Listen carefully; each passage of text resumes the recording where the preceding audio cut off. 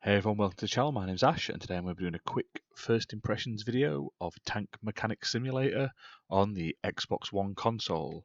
Now, this game was released on the 19th of the 5th, 2021. It's developed by Console Labs and S.A-Degenerals, and it's published by Playway SA. I did get a copy of this to do this video, so a big thank you to them for providing it. So yeah, we're going to jump straight in and we'll read the description. So it says, experience a realistic simulator game of being a tank mechanic. Find abandoned or destroyed tanks from the battlefields of World War II. Use special tools to find a tank and pull it from the ground. Run a workshop and open your own tank museum. Start the engine of your newly renewed tank and feel its former power. So it says test drive and shooting range. Use different tools to work on tanks. Rust removal tool, sandblaster, paint sprayer, hammer, grinder, wrench pistol, etc.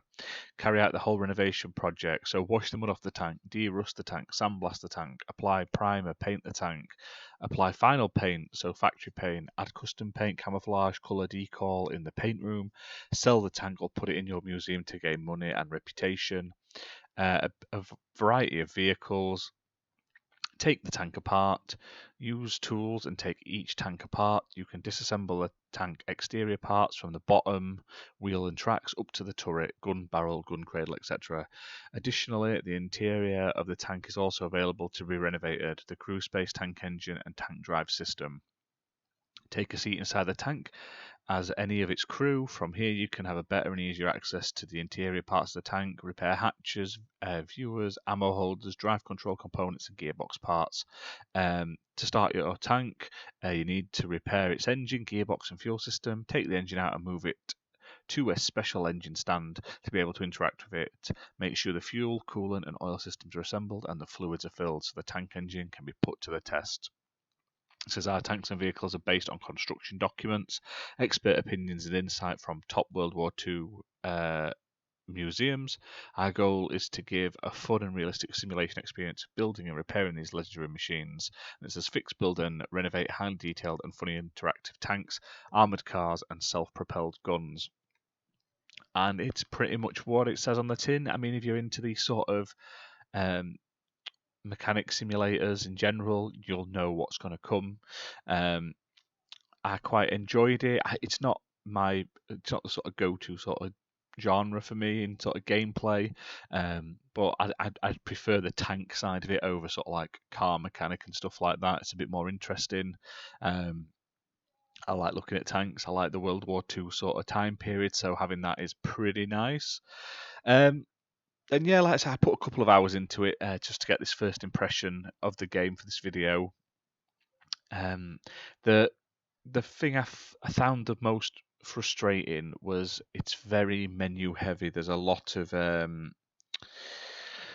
going back and forth to your computer, clicking on different screens, and then there's so many like wheel menus that then lead to more menus that lead to different menus, and some of the menus you can't access straight away, and some of them you can, and it gives you tutorials on how to get started. And as someone who doesn't really play these sort of games, it's a bit overwhelming, and I'm trying to do something that it's telling me and it's not doing it, or I've done it and it's not updating the tutorial and stuff like that. So it got a bit frustrating. I don't know if everyone just heard that. My computer just pinged really loudly at me, which is about right.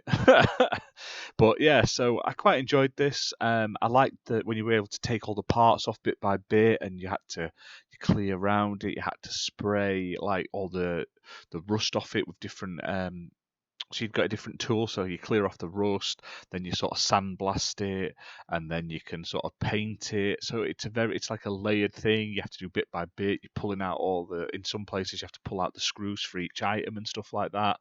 And basically, the plot is there's not really a plot, but you get emails with jobs, and you can choose to accept these jobs to repair people's tanks and do certain things, and you have to renovate them to a certain level. And then once you've done that, they obviously get paid, and then you can take the next one. And then what I did like as well, not only can you actually like get in the tanks and drive around and stuff like that, which is pretty cool, but there's also like you can go out and look for tanks. So you go in your little Jeep and you get your what's the word? your metal detector and you're walking around and you're looking for it to obviously start beeping more. Like when I did it while I was playing, first up I walked around for a while and I found some binoculars, which wasn't a tank, but I added into my collectibles. And then I found this tank and I dug it out, and then you arrange for like a truck to come and clear it out, and you have to wash it down and stuff like that. So it's a very in depth actually. I'm surprised at how in depth it was. I thought it would be a lot simpler and a lot more less to do in it than there was actually in the final game. Now, there are 15 vehicles featured in the game, 12 tanks, 2 armoured vehicles, and 1 self-propelled gun. I'm not going to read them all off, but they include German, US, and Soviet tanks. Each tank has approximately 200 plus parts.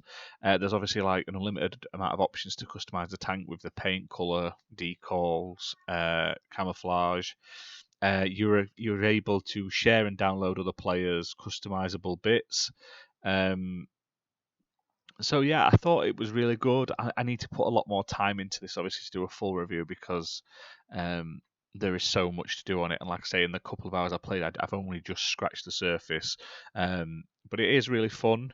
And like I say, I like the idea that you can sort of put them in your own museum and sort of build up your sort of renown that way. I think that's a really, really cool idea. Now, this is out at the moment, like I say. It's available on Xbox One and obviously Xbox Series X and S via backwards compatibility.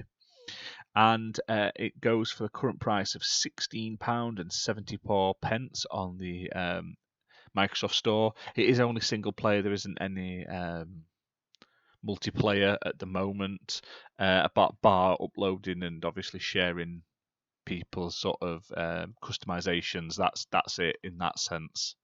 Now, in regards to achievements, if you're an achievement hunter, there's a lot of them I was unlocking just by playing, like I say, and it was just like you've extracted a tank, you've called the towing service, you've used a shovel, you've found some treasure, you've bought pieces, you've renovated your first tank, and then they sort of go on like finish 10 contracts, 25 contracts, 50 contracts, you fail a contract, you fail 10 contracts, 25, 50.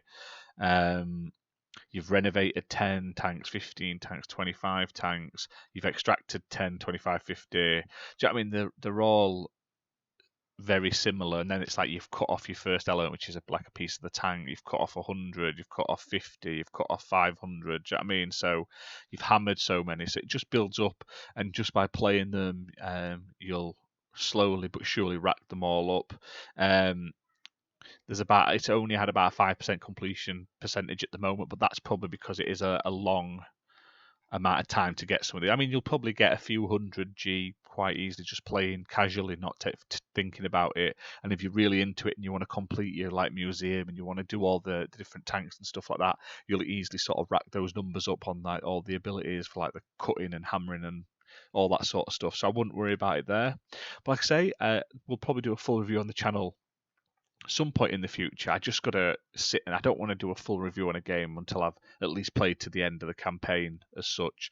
So when I've had a few more hours in this game, I'll probably do a full comprehensive review. But I just want to give you guys a quick sort of first look, what I found and how I felt and how I enjoyed it after the first couple of hours of play. That's that. Give us a like and subscribe if you've enjoyed this video, and there'll be more coming soon. Bye for now.